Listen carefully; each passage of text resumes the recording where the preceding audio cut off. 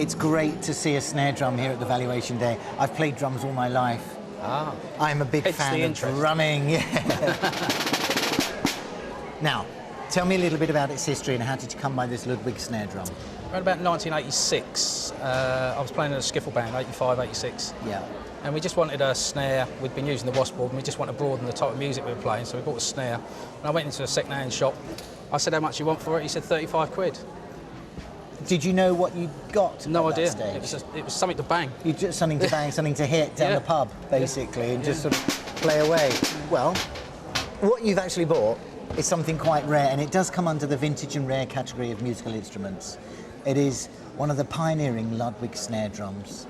It's got a brass shell made in one piece, which has obviously been chromed. Cast hoops, 8 lugs, tensioning lugs. That's something Ludwig pioneered in the very early, we're talking sort of 1908, 1910. This drum was one of the very first they made with a brass shell. This was available from 1920s to the 1930s.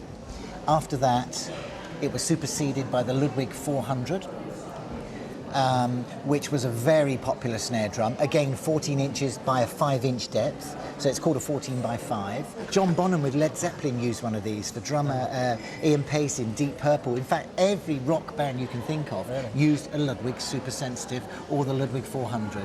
And this was prior to that 400. Oh, this is so early. Look how primitive the snare strainer is. Nowadays you get these wonderful pieces of sort of almost over-engineered apparatus stuck to the side, which takes the snare off, releases the tension, so you have a batter head that doesn't buzz. It sounds like this.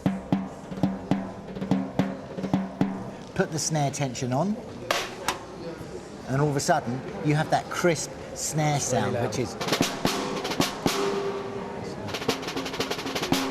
Sounds lovely, doesn't it? Are you sure you want to sell this? Because this is very collectible.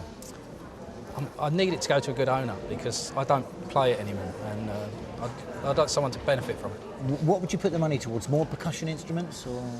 Possibly. I've got a pretty poorly car at the moment, so unfortunately it may have to go to something I don't particularly want it to go to. But okay, let's talk about the price first. More than £35, hopefully.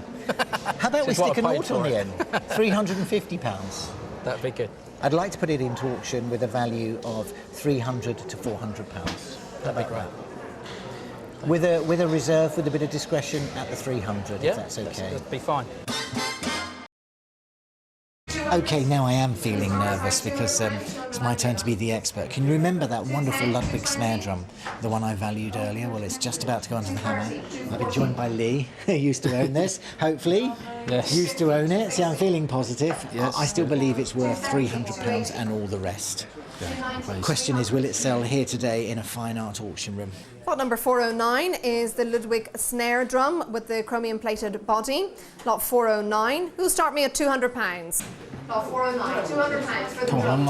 Any interest at £200? Lot 409. She's Any interest at £200? Let's start at 150 then. Let's get it going at 150. Lot 409, the drum. Any interest at £150?